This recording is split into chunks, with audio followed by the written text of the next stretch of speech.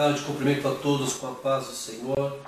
Estamos aqui apresentando mais um vídeo, apresentando mais uma mensagem em nome do nosso Salvador e Senhor Jesus Cristo de Nazaré. Eu quero, na verdade, começar esta mensagem fazendo uma pergunta para você. Onde está o teu coração? E quem está em primeiro lugar no teu coração? Eu quero ler a palavra para você aqui em nome de Senhor Jesus, que se encontra no Evangelho de Mateus, capítulo 6, do versículo 19 ao versículo 24. Não acumulem para vocês tesouros na terra, onde a traça e a ferrugem destroem, e onde os ladrões arrombam e furtam. Mas acumulem para vocês tesouros nos céus, onde a traça e a ferrugem não destroem, e onde os ladrões não arrombam nem furtam. Pois onde estiver o seu tesouro, aí também estará o seu coração. Os olhos são a candeia do corpo. Se os seus olhos forem bons, todo o seu corpo será cheio de luz. Mas se os seus olhos forem maus, todo o seu corpo será cheio de trevas. Portanto, se a luz que está dentro de vocês são trevas, que tremendas trevas serão! Ninguém pode servir a dois senhores, pois odiará um e amará o outro, ou se dedicará a um e desprezará o outro. Vocês não podem servir a Deus e ao dinheiro. Igreja, eu glorifico o nome do Senhor Jesus por essas palavras a qual o Espírito Santo inspirou aos servos dele, para que hoje possamos entender, aprender o que é caminhar com Deus. A palavra diz em Provérbios: filho meu, dai-me todo o teu coração, e que os teus olhos se agradem dos meus caminhos. Nós vemos aqui que o Senhor Jesus ele fala sobre o coração e ele fala sobre os olhos. Em Eclesiastes, eu quero estar lendo aqui com vocês, em nome do Senhor Jesus Cristo de Nazaré, onde nos fala sobre isso no capítulo 2. Diz assim, Eclesiastes 2, versículo 10: não neguei nada que os meus olhos desejaram, não me recusei a dar prazer ao meu coração. Na verdade, eu me alegrei em todo o meu trabalho, essa foi a recompensa de todo o meu esforço.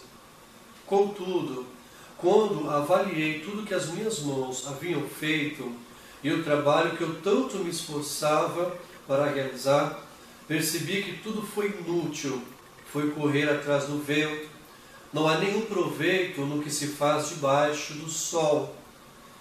Essa palavra aqui de Salomão, ela é muito importante. Nós temos que entender que Salomão, neste momento aqui, ele estava verdadeiramente vivendo vamos colocar assim, uma crise existencial. Ele estava vivendo um momento assim, de um conflito muito grande, porque ele tinha se afastado dos caminhos do Senhor. Era um homem que tinha muita sabedoria, era um homem que tinha muito entendimento, que Deus abençoou ele com esse entendimento, mas só o que ele não teve foi temor. Ele não conseguiu guardar o coração dele, ele não conseguiu vigiar os olhos dele naquilo que ele olhava. Por mais que ele teve o exemplo do pai dele, que caiu com Batseba e trouxe uma destruição grande para a família, mesmo assim não aprendeu com o erro do pai. E muitas vezes nós agimos da mesma maneira, porque a Bíblia fala aí na epístola de 1 João sobre a concupiscência dos olhos. Concupiscência faz um desejo desenfreado que você tem por cobiçar, por desejar alguma coisa. Então tudo começa pelo olhar, e aquilo vai inflamando o teu coração, vai inflamando os teus desejos. Então por isso que Jesus ele fala sobre ter olhos bons, de você se contentar com aquilo que Deus lhe dá para você, com aquilo que Deus ele coloca nas tuas vidas. Porque o objetivo de Deus, Jesus ele não morreu naquele madeiro para nos tornar pessoas ricas, bem-sucedidas financeiramente. A Bíblia diz que ele morreu para que nós possamos ser salvos, ser perdoados pelo Senhor. para que possamos ter, uma comunhão com o nosso Pai. Então nós vemos aqui que Salomão, ele fala que tudo que os olhos dele, tudo que os olhos dele cobiçou, desejou, e tudo que o coração dele almejava, ele fez. Ele tinha vontade de comprar, ele comprava, vontade de fazer, ele fazia, de construir, ele construía. Então tudo que vinha no coração dele para fazer, ele fazia. São coisas belas, maravilhosas. Mas quando ele construiu tudo, ele olhou e aquele vazio continuava no coração dele. Aquele vazio ainda atormentava a alma, a consciência dele, porque as riquezas, os bens materiais não conseguiam suprir o anseio da alma dele. Então, em vez de Salomão ele se voltar para Deus de todo o coração, em vez de Salomão se arrepender, em vez de Salomão buscar a presença de Deus, a Bíblia diz em Amós: buscai a minha presença e vivei. Ele foi buscar com a sabedoria dele adquirir mais riquezas e adquirir mais propriedade. Então nós vemos que ele viu que tudo que ele estava fazendo era algo inútil. Em algumas versões fala vaidade, vaidade fala futilidade.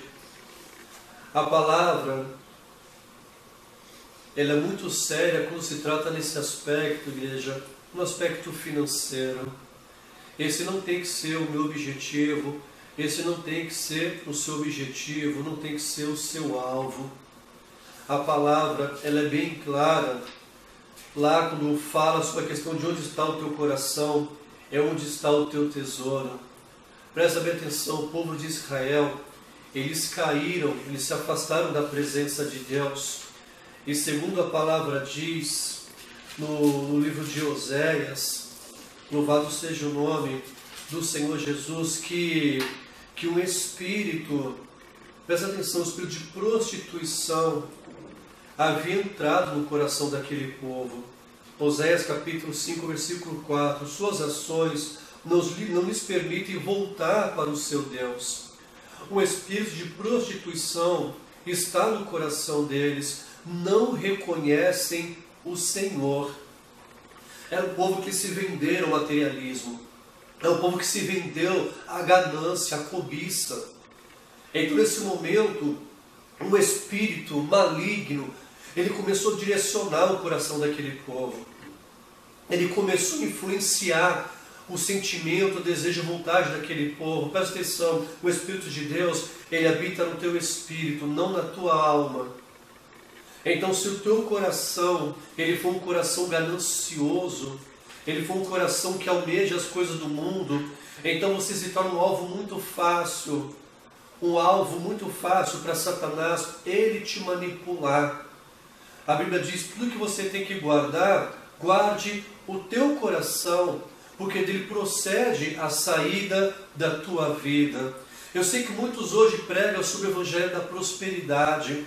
Eu sei que muitos hoje pegam a Bíblia para te ensinar como ser uma pessoa próspera, como ser uma pessoa bem-sucedida financeiramente, como você ser uma pessoa, ser um empresário bem-sucedido. Eu quero falar uma coisa que diz lá no livro de Apocalipse. Eu quero ler para você Apocalipse capítulo 3, do versículo 14 em diante. Ao anjo da igreja de Laodiceia escreva: estas são as palavras do Amém, a testemunha fiel e verdadeira, o soberano da criação de Deus. Conheço as suas obras, sei que você não é frio e nem quente. Melhor seria que você fosse frio ou quente. Assim, porque você é morno, não é frio nem quente, estou a ponto de vomitá-lo da minha boca. Você diz, estou rico, adquiri riquezas e não preciso de nada. Não reconhece, porém, que é miserável, digno de compaixão, pobre, cego e que está nu? Dou-lhe este conselho: compre de mim ouro refinado no fogo, e você se tornará verdadeiramente rico. Compre roupas brancas e vista-se para cobrir a sua vergonhosa nudez, e colírio para ungir os seus olhos e poder enxergar. Repreendo e disciplino aqueles que amo. Por isso, seja diligente e arrependa-se. Eis que estou à porta e bato. Se alguém ouvir a minha voz e abrir a porta, entrarei e cearei com ele e ele comigo. Essa palavra, eu acho ela é muito tremenda, porque ela fala sobre uma igreja na Ásia, que é uma igreja bem sucedida, uma igreja financeiramente, materialmente, muito bem, como posso falar, bem sucedida, rica, ela tinha tudo, não faltava nada para ela. Como muitas igrejas, a gente vê hoje em dia, igrejas grandes, templos maravilhosos, né? Algo que verdadeiramente enche os nossos olhos. E essa era uma dessas igrejas. Mas só que Jesus ele ficava fora da igreja. Por quê? Porque eles tinham tudo. Eles tinham dinheiro, eles eram bem-sucedidos, os ministros eram bem-sucedidos. Imagina que de repente seria como hoje. Se tivesse helicóptero naquela época, teriam andando de helicóptero, teriam as suas mansões, teriam um carro importado. Então seriam ricos como são, milionários são hoje em dia. E eu vejo um exemplo de um líder humilde que seguiu os passos de Cristo, que foram os apóstolos, a qual o apóstolo Pedro chegou para um aleijado, o apóstolo João chegou para um aleijado e falou: não tenho prata, não tenho ouro, o que eu tenho substitui, em nome de Jesus, levanta e anda. Você vê que eles eram líderes, eles não eram ricos, não eram bem-sucedidos financeiramente, mas o que eles tinham, hoje nós não encontramos na igreja mais. O que eles tinham, isso se perdeu lá atrás há muito tempo. E Deus, Ele quer resgatar a igreja dele. Deus, Ele quer resgatar a tua vida desse emaranhado do diabo, onde que muitas vezes leva você a pensar, muitos pegam a palavra, distorcem, como se a riqueza, como se o sucesso financeiro, profissional, fosse um parâmetro para a tua vida espiritual, para a tua comunhão com Deus. Mas nós vemos aqui nesta carta que não é um parâmetro. Não é um parâmetro, porque eles tinham tudo, mas o Senhor falou que eles eram miseráveis. Espiritualmente eles eram pobres, não tinham nada para oferecer para ninguém. Moralmente eles eram pobres também. Então falando, eram dignos de compaixão. Era pessoa cega, e a Bíblia diz que uma pessoa que ela é cega é porque ela anda em trevas, ela anda ao contrário à vontade de Deus. Ela cega, ela era nua. Por que nua? Fala porque ela estava andando fora dos caminhos do Senhor. Ela estava buscando as coisas deste mundo. Então isso significa pecado. Se nós vemos quando Adão ele pecou e a Eva, os olhos deles foram abertos, eles viram que eles estavam nus. Então o pecado ele traz essa nudez.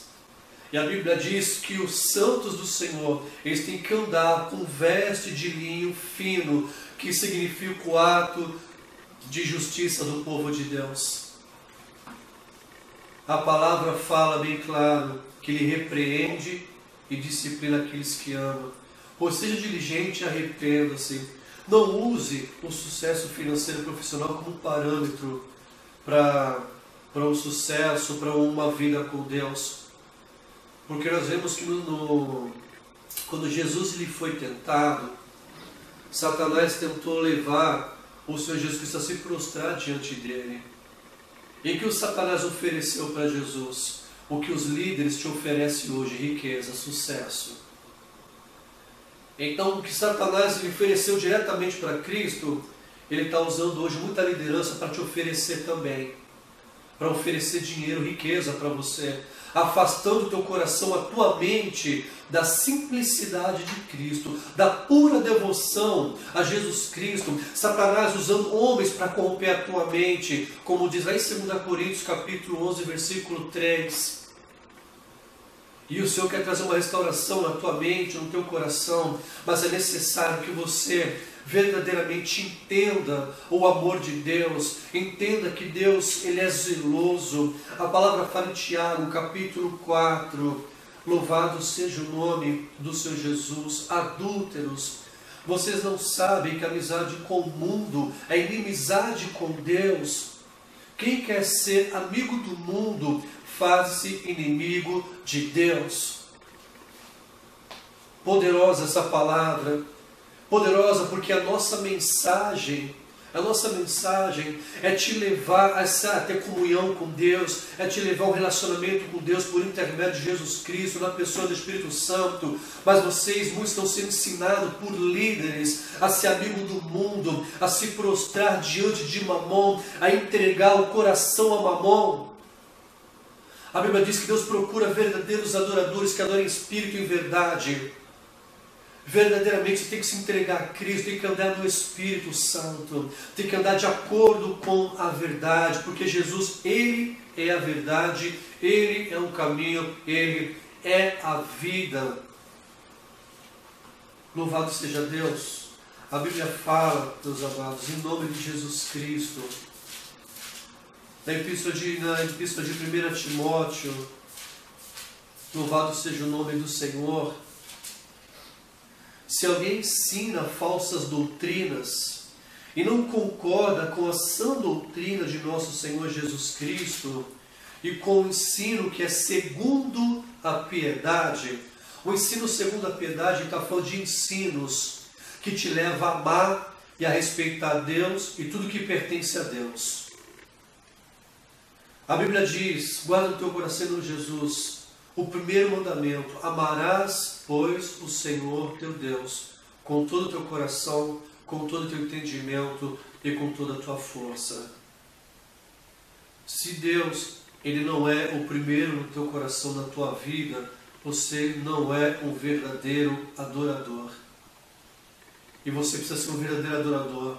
Você precisa ser uma pessoa que entrega o teu coração a Deus. Você precisa ser verdadeiramente um servo de Jesus Cristo, não escravo do dinheiro, não escravo do mundanismo. Eu não estou falando que o cristão tem que ser pobre, não é isso.